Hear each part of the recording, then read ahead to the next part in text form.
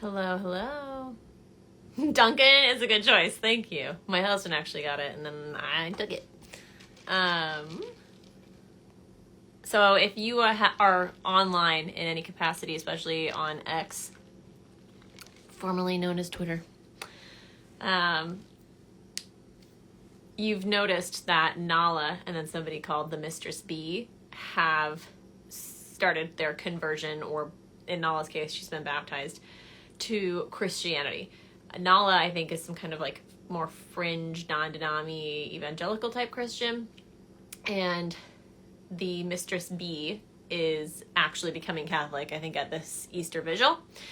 And it's interesting to see the talk that's happening around their conversions online, because a lot of people have been doubting the sincerity of their conversions. And I thought it would be interesting to discuss on here. I tweeted, I don't know, do you still call whatever you post on X a tweet? Like, it makes sense for Twitter to be a tweet, but now that it's X, is it a zeet or something? Whatever, I'm gonna call it a tweet. But I have seen so many people attacking Nala, who's not even like a part of Twitter, and the Mistress B. I'm just gonna call her B because remembering her whole handle is a bit much. But they attack B essentially to her face on Twitter, and then talk about Nala all the time.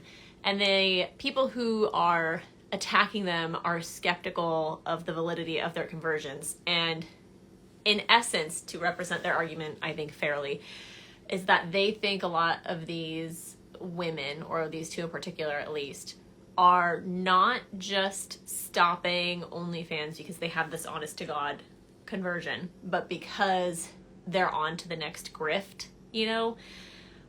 But there's something wrong with that for a number of reasons, and I'll tell you why. First of all, these women who are on OnlyFans, Nala, I think, said that she made something like $300,000 a month, maybe even more. I don't care what Christian denomination you join, you are not going to be paid $300,000 a month to be a Christian. So if it's about grifting, that's just, the math isn't mathing for me. And the only thing you can say in, I guess, a comeback to that is that maybe she's made the money that she needs to make on OnlyFans, and so, you know, she's okay with making less money Christian grifting. But I just still don't see how that makes more sense for them. You know, like, they're still young and beautiful. They could still stay on OnlyFans and still make a lot of that money. A lot of creeps are okay with aging OnlyFans models, and I'll leave it at that. So it really isn't like an you're only young for so long situation. And again, the money is just, it's never going to be as good, and the work is never going to come as easily. Like, I am trying to be essentially a professional Catholic, and let me tell you, it is not like just a giant money bath to jump in and like collect your gold coins. Like, it's just not what it is. But going back to the point that I was making before, trying to represent that side of the argument, I had said on X that there's essentially four options.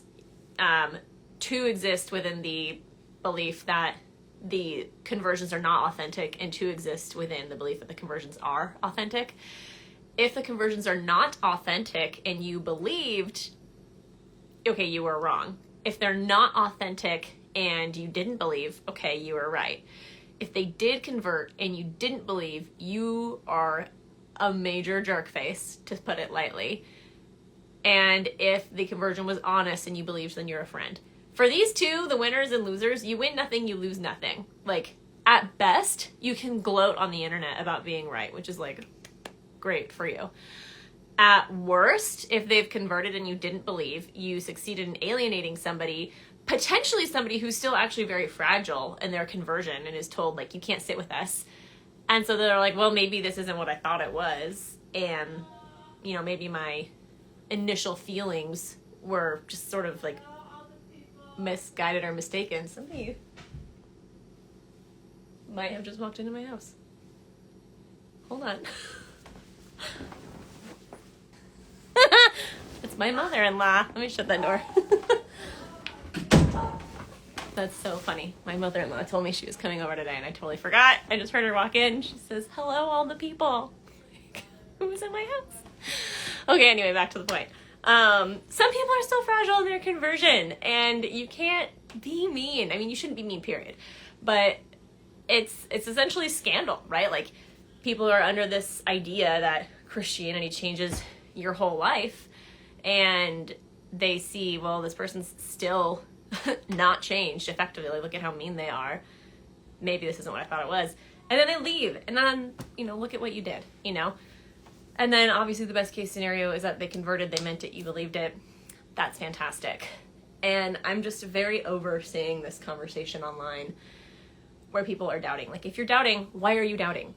Like, genuinely ask yourself that. I understand being hesitant, but because there's a healthy hesitation, right? Like, just because somebody's Catholic doesn't mean that you can say whatever you want to them. There are some people who I know are like very thorough, genuine, honest Catholics, and I would have certain conversations with them that I wouldn't have with other Catholics, because I'm like, I don't know that, like, you're very catechized maybe, or I don't know that you really mean this, and so I can't just give you the trust that I would give to somebody else who I know is Catholic, because even though I should be able to, because you're Catholic, maybe you're not a good one, and so I shouldn't be like pouring my heart and myself out to you, because you might take that and run with it and go somewhere else and hurt me, essentially, right?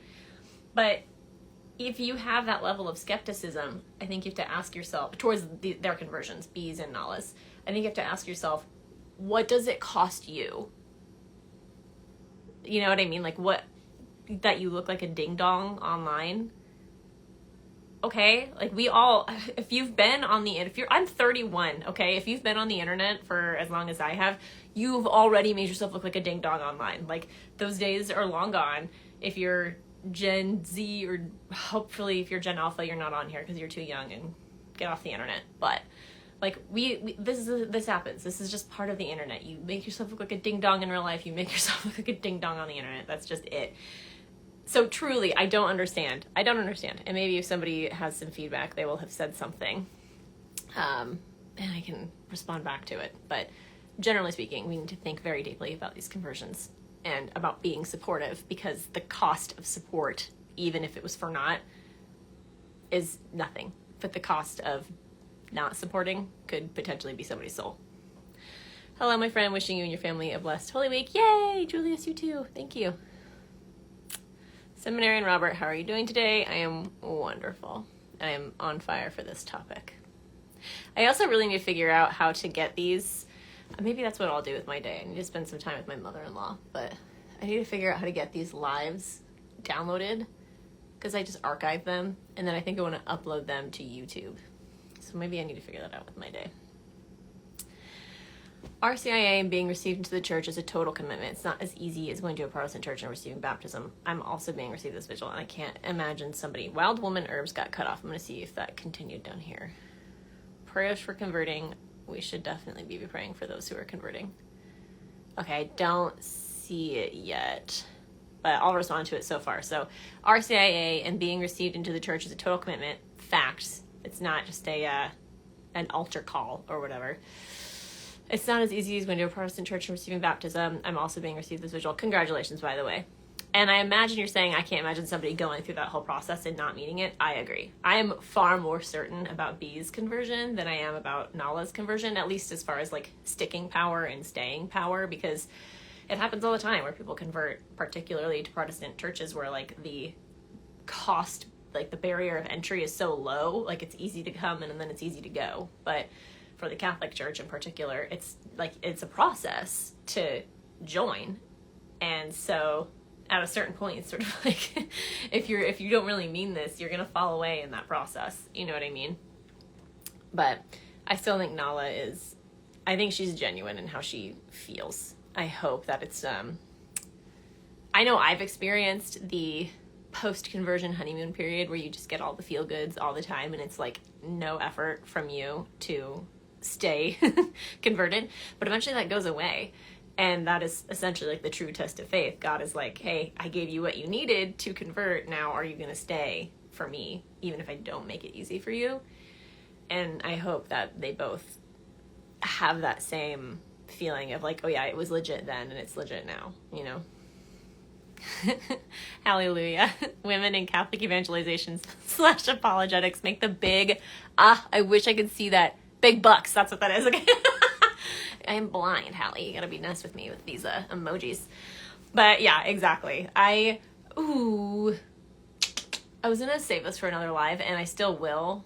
Like, I'll make it the topic of another live, but I just got a couple jobs, so I now have some money flowing in, but that money is essentially going to go flowing right back out so that I can hopefully do better stuff with this, because as Hallie knows, your girl needs like a producer or an editor or something, because I can't do it. I can't. She about gave you a heart attack. Yeah, my mother-in-law did about give me a heart attack. She told me she was coming this afternoon, which technically it's the afternoon, but in my mind the afternoon is like 2 or 3, you know?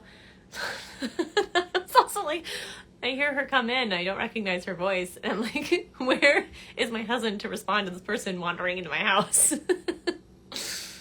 Oh my goodness. Scrolling way down. So many people have popped on. Hello, hello, hello. And Cam, hello. Call me Nash, hello. Oh, I have actually caught up to all of the questions, thoughts, comments, whatever, because no one's really said anything about the OnlyFans stuff.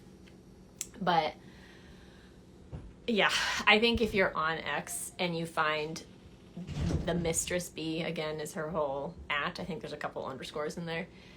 She is actively on Twitter. Nala has a Twitter, but don't look it up because it's a Twitter that she made to support her own OF content, and she's not active on it, and she's not taken it down yet, although she has evidently taken down the OnlyFans stuff. This is just stuff that I have read on Twitter, not anything that I've confirmed for myself, so take it with a grain of salt.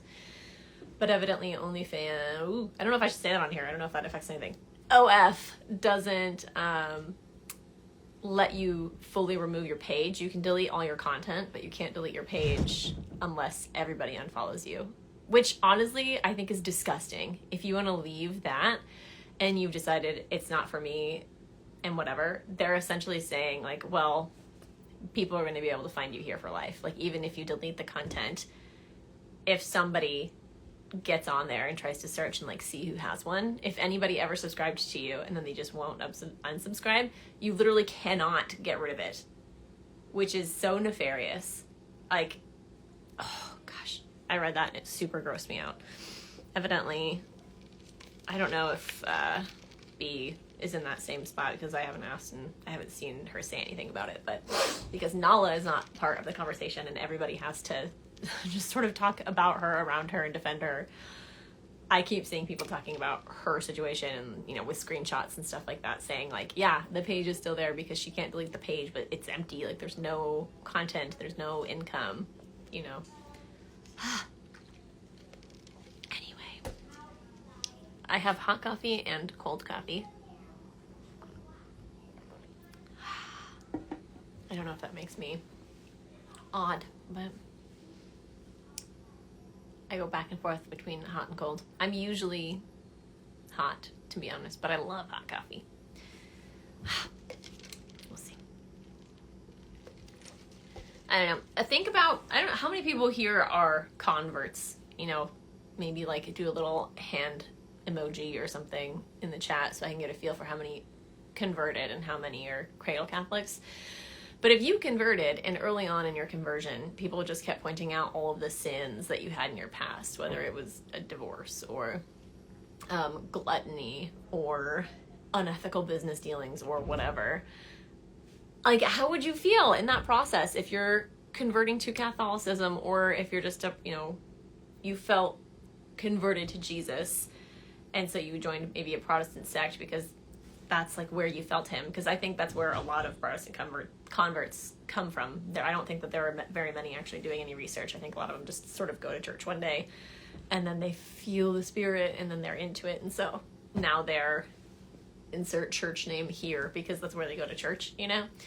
But how would you feel if you were like, no, I joined, I did this stuff, like I mean it, you know, and then everybody's just mean to you and talking smack about you and won't befriend you. There was somebody else who responded to that tweet where I said there were 4 options. And to be honest, I think it was just like a reading comprehension issue because his responses didn't really make sense in terms of like the context of the conversation. But he had suggested that there was a 5th option, which was wait and see if their conversion bears fruit. And I was like, no. It doesn't matter whether their conversion bears fruit later. What matters is where they're at right now. Where they're at right now is a place that they should be supported and embraced by the community and loved and brought in and all of that stuff. And if you're going to sit back and be like, well, I demand that you prove it for a year, be Christian for a year, then we can be friends. Like, yuck, that's disgusting. Don't act like that. And then he tried to quote Mother Angelica, and the quote was something like, somebody asked her how to know if something is truly God's will, and she was like, wait a year and see how it turns out. And so I responded, and I'm like, so you're taking a quote where Mother Angelica says to see if something is the will of the Lord, and then to see, if it's good or bad a year out. And you're applying that to people.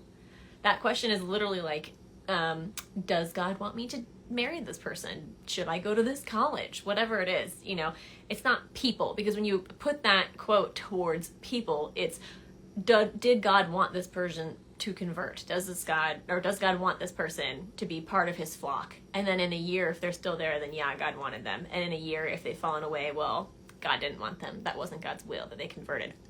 Absolutely not. Absolutely not.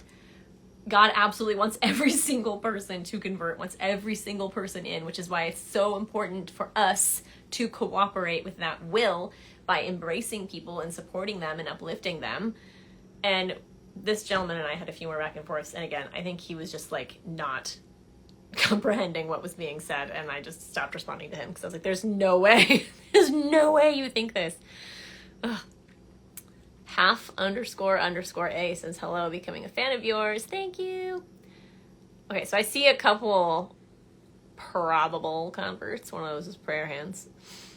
I'll be fully welcome this Easter. Congratulations, Queen Hannah. John Templeton's here. Hello, John.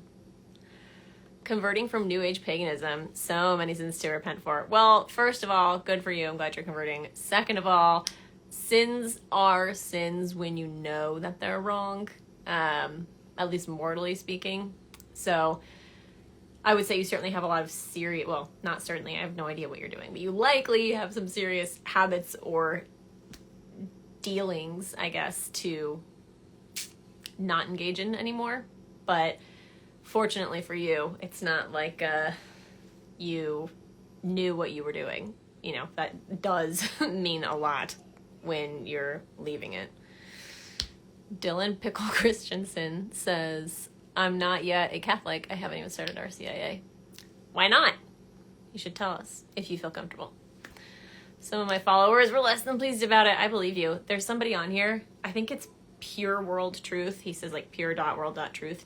I think he goes on TikTok and will find the lives where psychics do their readings, and he'll insert Christian stuff in there, like biblical support for not doing what they're doing. And he's like, Christ loves you. He wants you to stop.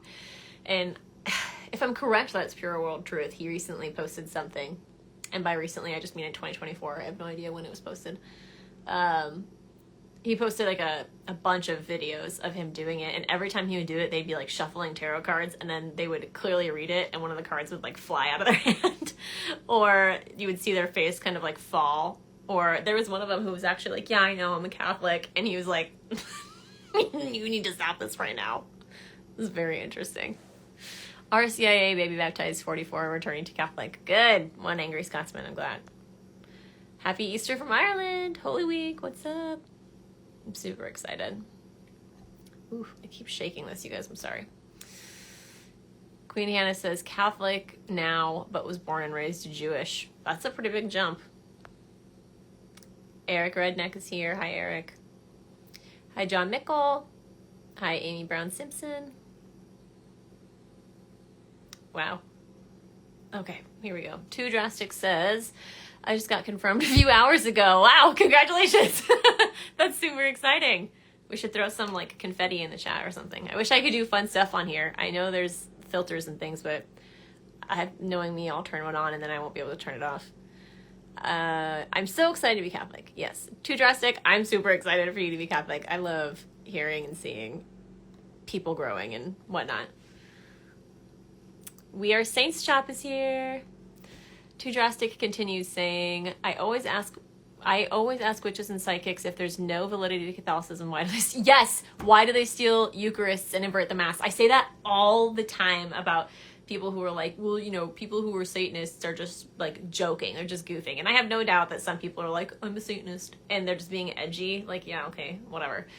But there are people who partake in black masses, and they always want the Catholic Eucharist. They're not going to just any Christian church who's passing around a cracker and some grape juice, or even a higher church like a Lutheran church where they think they have the real presence and they don't. Like, they are going to the Catholic Church and they are getting a Catholic host and Eucharist. It's so wild. People just don't think this stuff through. Like, they're busy with their lives, because even if you're not convinced, if you are forced to acknowledge that black masses happen and that they want specifically the Catholic Eucharist and nobody else's, then you have to accept that the Catholic Eucharist means something. But whatever. The devil keeps us busy. Queen Hannah says, converting into Catholicism, but I was born and raised Jewish. Paternal grandmother is very unhappy and voiced it publicly at my aunt's funeral. I'm sorry, that was probably really awkward and tough. I have experienced that in the reverse order. I left Catholicism and I was confronted at my family's house. And fortunately, well, not fortunately, I'm very stubborn and headstrong, and it was worse back then. So it wasn't too dramatic for me at the time. And if I had listened, I would say if I had listened, I would have been better off. But in reality, I wouldn't be doing this. So probably not. But God works all things for the best doesn't mean that the stinky things don't stink. __A, have you ever heard of a Christian church called the Christian Congregation in the United States of America? I've not heard of it. That is quite the mouthful of a name. If you DM that to me, I can try and look it up, though, if you have like a particular question or anything.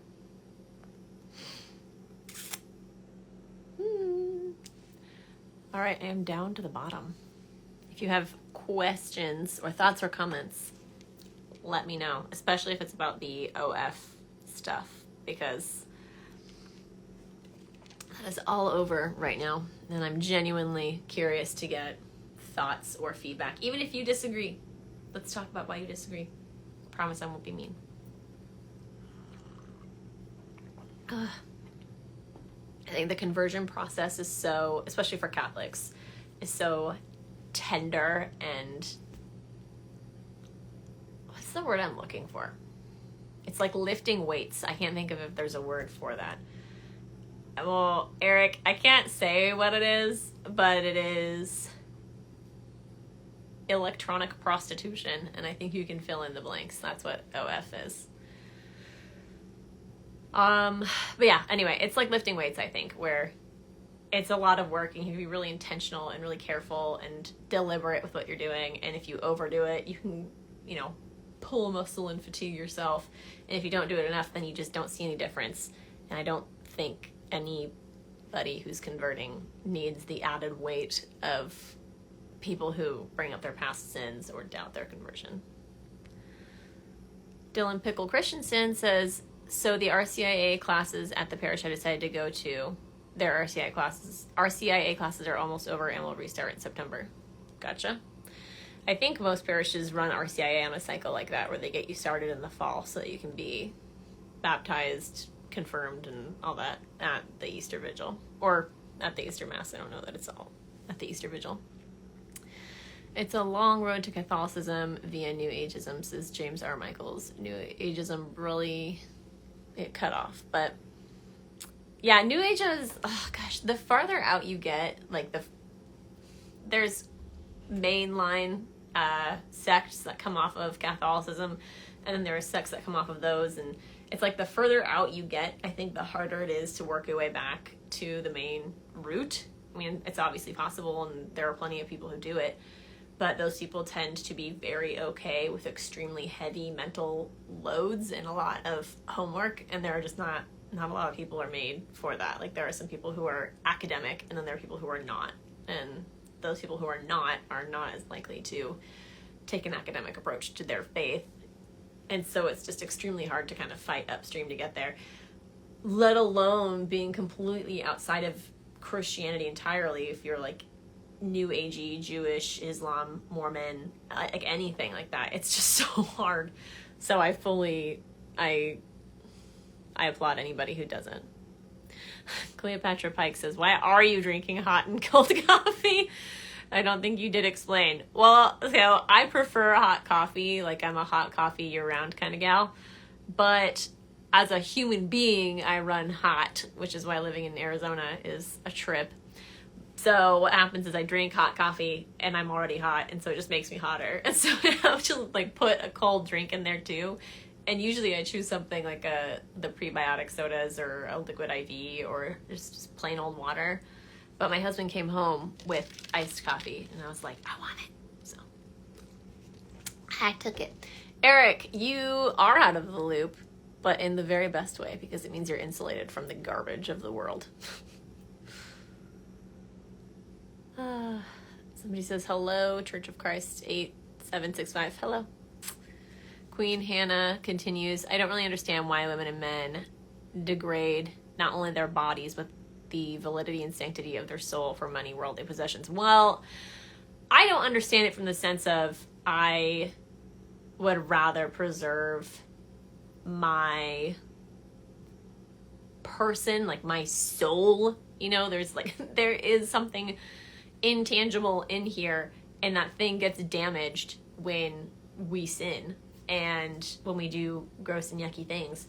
But some people are truly about the money and the worldly possessions, and it's clearly misguided, but like why is, I'm sure, different for everyone.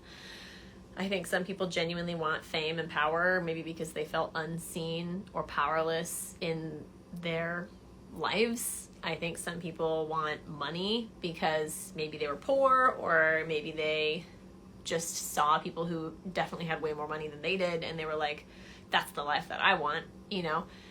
And so I think a lot of people also are, to put it bluntly, and I don't mean this in a antagonistic way, let's just be direct here, people who are like talentless, lazy, unwilling to work toward a goal that's not like pretty immediate, people who like to cut corners, things like that. Eventually you sort of hit a point where it's like, okay, I want this, and all of these ways that I can get there are ways that are completely unappealing to me. So is there another way? And then you see something like OF, and you're like, oh, maybe I'm already doing that anyway in my private life. Like, why do I care if there's a camera in the room or not? And then I get attention, I get money, I get cool cars, I get a big house, I get whatever, you know?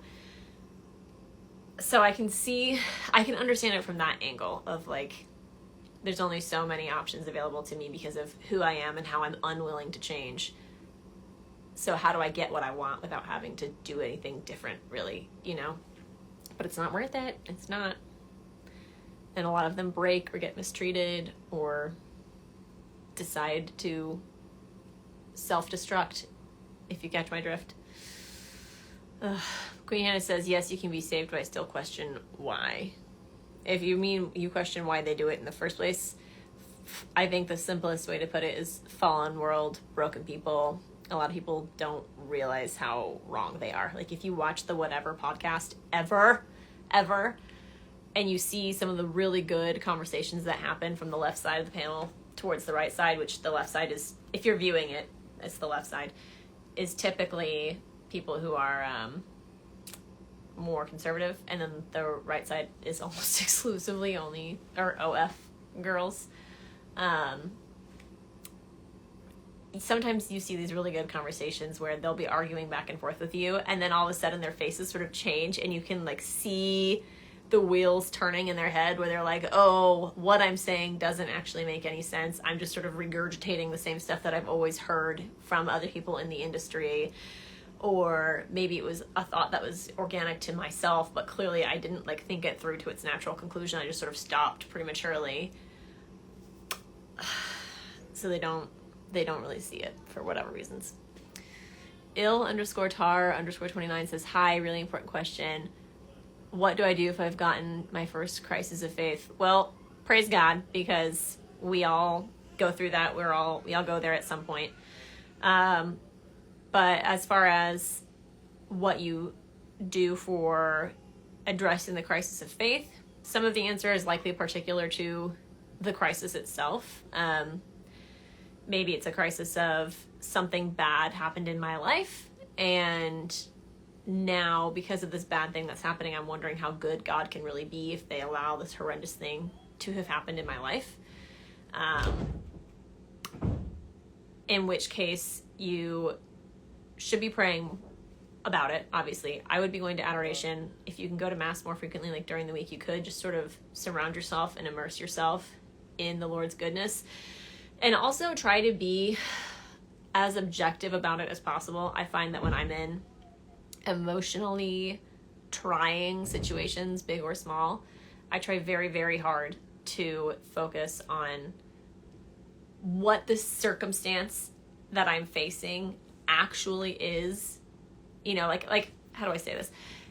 If somebody else was going through what I'm going through, what would I say to them? What would I feel about it? What would it look like from my vantage point? And I try to take all those considerations in and then decide to act. So whenever I experience something that sort of frustrates my faith, I say kind of like a handful of the same things. Like, well, even if this is the way that it looks like, God is still good. God would never allow anything bad to happen that was completely irredeemable. Like, bad and sad things happen all the time, but something good comes from those things always. And it might not, if it's not, especially if it's not for you, if it's something that happened to somebody else, it might not be something that you get to see or that you get to know the fruit of. But if God is consistent, which he is good, he's not ever just going to be like, well, you just get bad things because forget about you. You know what I mean? I want to be more flippant, but I do not want to put those words in God's mouth. But yeah, so I try to come back to the same like logical, rational conclusions that are illuminated by faith. And I think keeping those things in mind, and also the importance of community. You can never underestimate community. Find community. The more in-person and the closer proximity-wise it is, the better. But any amount of community, even if they're far away or if they're online, is really, really important. Having your people, getting on your Discord channels, whatever, and just sort of like pouring your heart out to people who care and who get it and who understand and are of the same mindset as you so that they can support you and love you and uplift you are all really good things. Simple Southern Mommy says, convert from the LDS Church. Congratulations! You crossed the Tiber, and it's a very long journey for you. I'm very, very glad that you're here. And I hope that you come from, if you come from an LDS family, that they are understanding and that maybe you're the inspiration that they need. Church of Christ 876 says, hello, my beloved sister, please come to India. I would love to come to India, but fun fact, I don't even have a passport. I need to get one. Hello to Arsha Rostamian. I probably butchered that. My apologies. Let's see. I am a Catholic and I'm 11 years old. I love you. You need to not be on Instagram. This is not a place for kids. I mean, my Instagram is probably pretty kid-friendly, but the internet is not a safe place for children. Also, I think neo-feminism plays a large role in the mindset of women who participate in OF, says Wild Women Herbs. Yeah, I agree. There's absolutely the feminism side of things, and that's another conversation that happens a lot on the Whatever podcast, and depending on who's having this conversation, I have varying degrees of agreeance with it. There are some people who say all of feminism was bad, and I disagree. I love to vote, and I think it's important to have the feminine voice involved in politics and in how we run this country. But I don't agree, obviously, with second wave feminism that was all about the sexual revolution, nor do I agree about this third wave feminism that says men and women are equal, but really what it's about is that women are above men, and it's very obvious, and some people are even admitting that now. But I think people just want to be involved in something, you know, they want to be part of something bigger than themselves, and when they don't have faith and they don't have God, they will worship something. And so a lot of people worship these movements, whether it's the pro-abortion movement or the neo-feminism or anything else, any idol, any habit, whatever. People who make sexualities their personality, and it's like, that's actually not who you are. It's just something about you. Ryan's here. Hi, Ryan. Have I tried what? Garloid milk? I don't know what that is. Night Sky Gazer. Let's see. Oh, one of my babies is not happy in the background. I think she went to timeout. Leamfe says, I think gratitude is also so important when you're having a faith crisis. It helps us keep our eyes open on God's grace, even in the most little things. I apologize if you can hear that as well as I can. She's like smushing her mouth into the crack under her door, is yelling. But I agree, gratitude is super important to have, and to sort of ground yourself in what you have to be grateful for is really important. I know I've had some moments in my life where I'm like supremely unhappy, and then I have this little baby who's just like cuddling on me or nursing or whatever, and I'm like, but this is so good, and like I'm so glad for this, you know. I was actually just thinking about that this morning because I'm back to work now, and I, with my first two, was just straight up stay-at-home mom. I basically literally stayed at home all the time. I was a military wife and didn't really have much to do in some of the places that I lived, but I had my first two, and it was like eyeballs on them all the time, nonstop. And then I had my third, and I had her after I had gone back to college to get my theology degree. And I spent basically my day was wake up, do kid things, you know, take care of the kids, take care of the house, whatever. If I had a class that I had to physically, she's so mad, I might have to hop off. If I had a class that I had to be physically present for, then I would be physically present for it. But then I would, you know, breakfast, lunch, and dinner, put kids to bed, and then basically hand my baby off to my husband and work from 7 o'clock at night until 10 or 11, or until I couldn't keep my eyes open anymore, because that was the only time I had to work on my school stuff. And there hit a point where she was like 7 months old or something like that, and I looked down at her and I was like, you are so big, and I feel like I've barely gotten to hold you, you know? And she had chronic ear infections and wound up needing tubes, and so she was just miserable a lot of the time anyway. And she was like, she wasn't a difficult baby, but, you know, when you have ear infections, you're just like, ugh, you know? And so there wasn't very much pleasant time. It was like this endless cycle of 2 weeks of ear infection, 2 weeks of antibiotics, 2 weeks of health, 2 weeks of ear infection again. And between dealing with life, dealing with running a home, and then taking care of the 2 older sisters, and her being sick all the time, and then all of the time that I would have had to just hold her in my arms and cuddle her nonstop, I was actually in front of a computer. I was super, super sad about it. I remember crying about it, and I think I even like wrote something about it at some point to like help myself deal with it back then.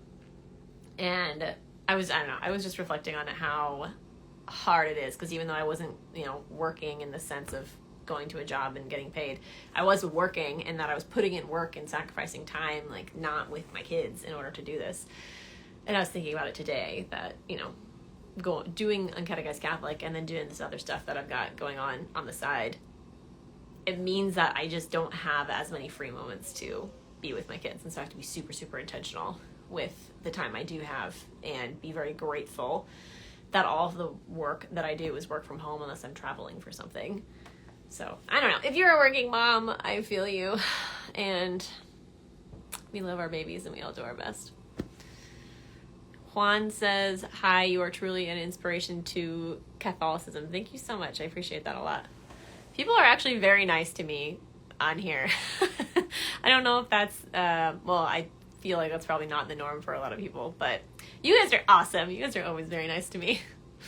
My wife is going through some health issues, and I honestly never prayed more in my life, but it made me want to get closer with God and not blame him for the bad things that happened to my wife. Yeah, I can totally get that. I had a similar experience in my life where after I had my first, my life sort of really, really changed. And I had my personal conversion by then. So like I had my conversion to Catholicism at 19, and I was like, I really need to learn more about this. I need to know why, all of this stuff. And I was sort of like, I just don't know how, and I don't really know what to do with it. And life went on, and I let it kind of take a back burner until my life upended. And then I realized I need help. You know what I mean? I need support. I need something to ground me, really. And it was another one of those things that just shoved me into the Bible and into my relationship with God and stuff like that. But Dylan, I'm sorry to hear about your wife, and I will pray for her and for you every single morning. Know that. I really mean it. I really do pray for you guys every single morning. Queen Hannah says, unimportant question. Dutch Bros, Starbucks, or Dunkin'? I fell in love with Dutch Bros, but I moved back to Maryland and we have no Dutch Bros. Okay, so not Starbucks, because I don't like what they do with the money that we spend. They use them for not Catholic things. I used to say for sure Dutch Bros, but out here they've completely lost control of their franchises. It used to be that I could go to a Dutch Bros in the East Valley or the West Valley and order a drink, and I would consistently get the exact same drink, and it would be high quality, and everybody working there would be like really pleasant to talk to. And now I know which locations to avoid because they either don't stock certain ingredients or they just have no quality control. And so you order the same drink from location to location and it's different.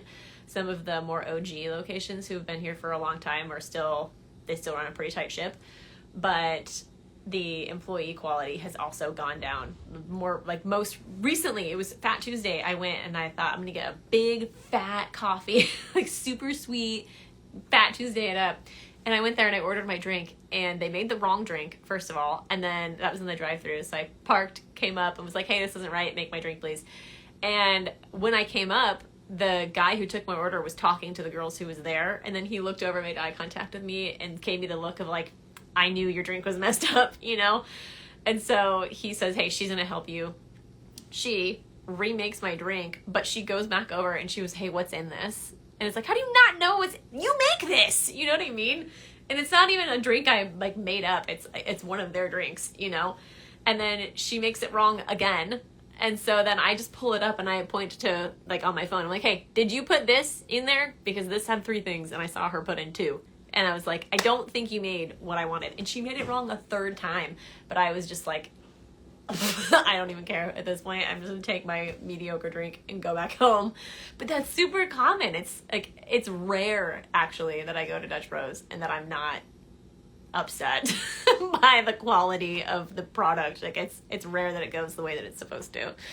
And then Dunkin', I love Dunkin' for being Dunkin', but they're not a coffee place. Like, this cold brew is fine, but I'm not going to go to Dunkin' and be like, can I get a large blended blah, blah, blah, blah. That's not going to happen at Dunkin'. Wild Ride with Jesus says, is there a difference for Roman Catholic and Greek Catholic? I know the nuances, but in front of God, I want to come home to the CC, but I can't decide. To be honest with you, I couldn't list for you what the differences are between the two. I think the bare minimum that you should be looking for is whether or not any what's the word I'm looking for? Communized branch or sect or whatever is in fact in communion with the church. And if you find one that is in communion with the church and you feel like this is where God wants you, and that's another big part, is like asking him, do you want me here? Then go with it. It might be a forever thing. It might be a temporary thing. You might be surprised by the answer. You might not be surprised by the answer. I know that for me, any of the Greek or Armenian or Russian or whatever, I'm not a huge fan of them because of the racial ties to it. Like, Catholic means universal. And so I think it's really weird to assign a quality that's not universal to the church. And so that is my sticking point on them. And there are others I would recommend if you wanted to read more, look up anything that you want to look up and then add Jimmy Akin, A-K-I-N, afterward. Jimmy is a really great apologist, and he's been around for a really long time. So he's written a lot of articles, and I tend to prioritize his when I'm researching for myself. But yeah, I would pray about it, and I would ask God if that's where he wants you, and make sure that anywhere that you want to go is actually in full communion with the Catholic Church, because if it's not in full communion, then it's not where God wants you. Sean Mania 2003 says, how do you know God exists? I believe in Jesus and I'm Catholic, but it's hard. Well, I mean, it depends, I guess, on how you want that question answered. How do I know? I can't know it in the same way that I can touch this couch and know that it's real. But I know it, and the fact that I see how he works in my life, and that I've had personal conversion experiences that I felt something that for me meant everything and for somebody else would mean nothing, like that's slight sidebar. That's why you cannot go off of your feelings. You must test the spirits, right? And so I've had these spiritual experiences that are convincing for me because I experienced them, but if I describe them to somebody else, maybe they'll appreciate them, but it's not necessarily going to convert them. It's probably not. They need reason, right?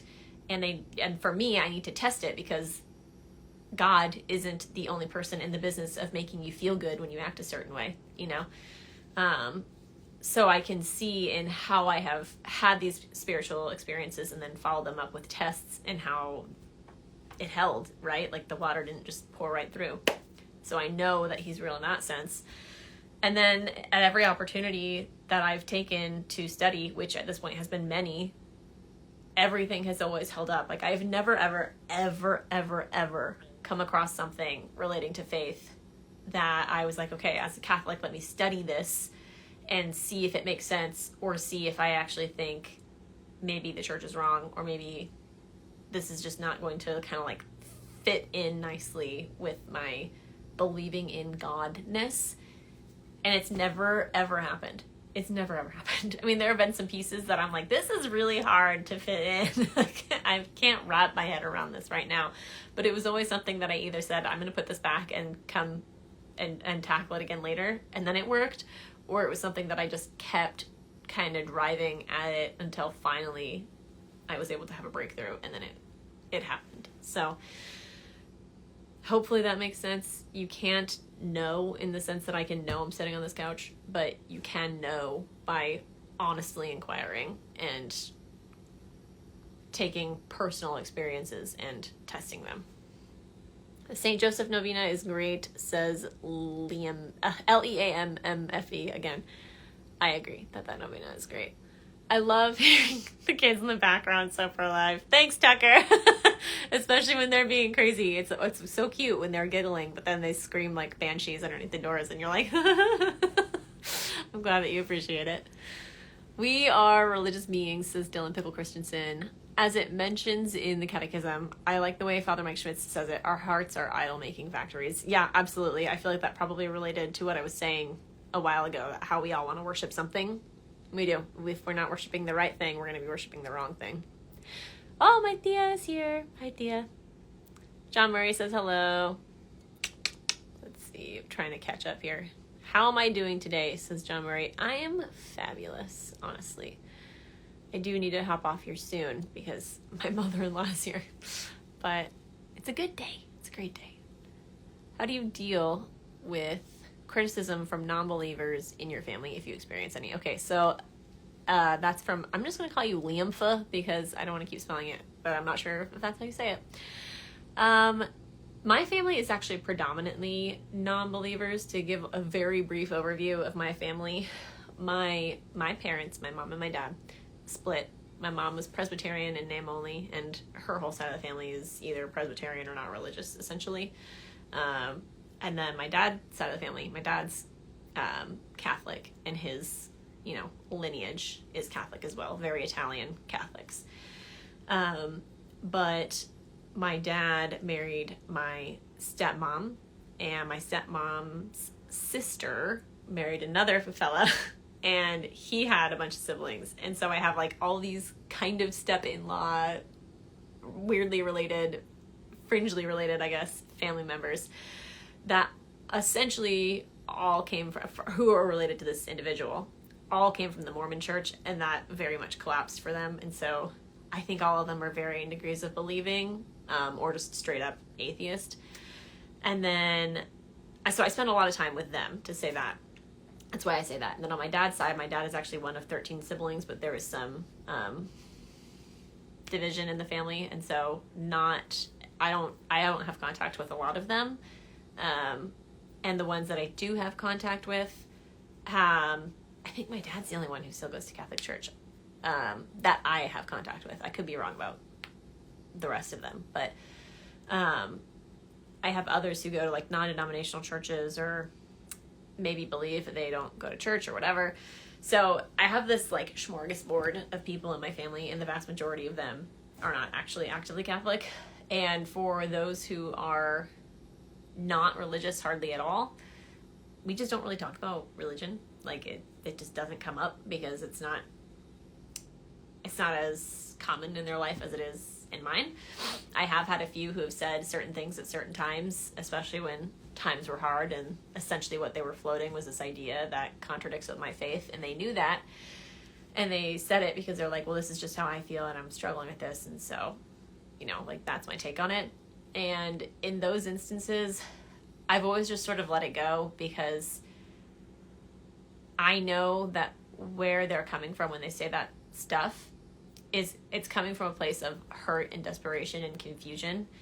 And when you feel those things, and you don't have, like how we were talking earlier about the crisis of faith thing, when you don't have this side of the picture to sort of illuminate what's happening on this side of the picture, trying to argue why something is wrong is going to fall flat, because they're missing this whole piece. And so it just seems, depending on the circumstances, cruel or unnecessary or irrelevant or whatever. And so it's not the right time to have those discussions. And if they came up in a place that wasn't immediately emotional, I might have actually said something different. But in those times, it was more important to just be loving and to say, like, yeah, this is hard, For the people who are more religious, who do engage with me on this stuff, I recognize that I've yet to come across anybody in my family who's challenged my faith in like an aggressive way. So I know that they're well-intending, whether it's well-intending, hey, I disagree with this and this is why, or it's well-intending, like, I think you're sinning and this is why. They're well-intended, and so I don't take that stuff personally. If your intentions are good, then your intentions are good, even if you're absolutely wrong, And so I appreciate the good intentions, and I do try to engage and interlocute in those moments and sort of hold my ground. And I also just do what I do here, where I'm like, hey, here's some resources, like, go and check this out. Because a lot of times, especially when the dynamic is somebody who's older to somebody who's younger, there can be a kind of like a bit of dismissiveness that happens depending on the family member. And so it's a lot easier to be like, you know what, why don't we just take this out of this conversation and you go check out that over there, and then you can just sort of sit on that and ruminate on that, and that's helpful too. No to Starbucks, said Grand Inquisitor. I agree. All right, I'm going to get to the bottom here eventually, and then I am going to say adios, because, again, family. Dylan Pickle Christensen says, I think Christian Mass is just so beautiful compared with my previous experiences with Prot services. I agree. I've been to a few Prot services or Mormon services or whatever, and even at ugly Catholic churches, it's way better. Queen Hannah says, thank you for all the help in answering so many questions that not only catechists/catechumens, but maybe cradle Catholics may have too. Much love and prayers for you and your family. Thank you so much to Queen Hannah. And with that, I did catch up, so I am going to go. For all of you who just joined, I'm sorry. I'm going to try and figure out this download thing and getting them up on YouTube. I'll say within the next 7 days, okay? Bye, guys. Thank you for being here. I'll talk to you later.